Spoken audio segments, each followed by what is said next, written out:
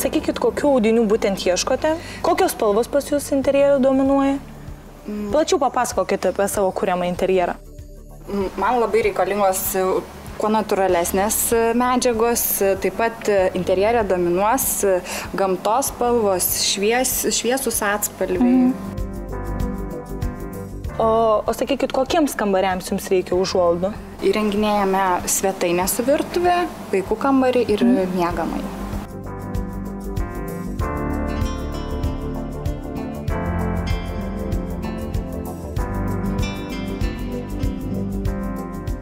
Šitie audinukai yra iš Anglijos, jie yra labai geri savo sudėtimi, tai būtų 100% medvilnė. Interjerui mes galim pasiūlyti labai gerą variantą, tai būtų aksomo audinį, kuris yra geras tuo, kad sudėtyje yra ir medvilnės, ir viskozas. Viskozė tiesiog neleidžia nereikalingom visokiom dulkelėm prilipti prie audinio.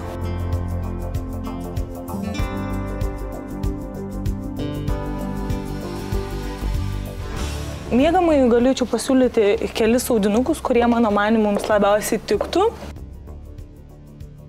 Šitas audinukas yra iš Prancūzijos, jo sudėtyje yra 100% medvilnė, labai gražiai krintantis audinys. Jį galima derinti ir kartu. Taip pat siūname pamušalą, kuris priduoda audiniui lygaus kritimo, tokio putlumo. Sakykit, ar galėtumėt pagaminti lovatėse? Taip, mes siūname ir lovatėses ir manau, kad prie jūsų pasirinkto naktinio audinio labai gražiai galima sumodeliuoti ir pateikti interjere.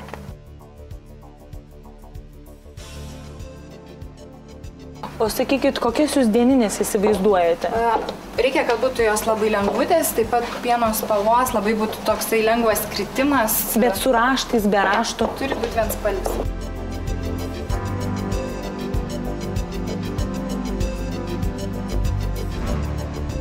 Dieninių užuolaidų mes turime labai didelį pasirinkimą, tai būtų ir jų sudėtimi, ir jų aukščiais, ir jų koloritu.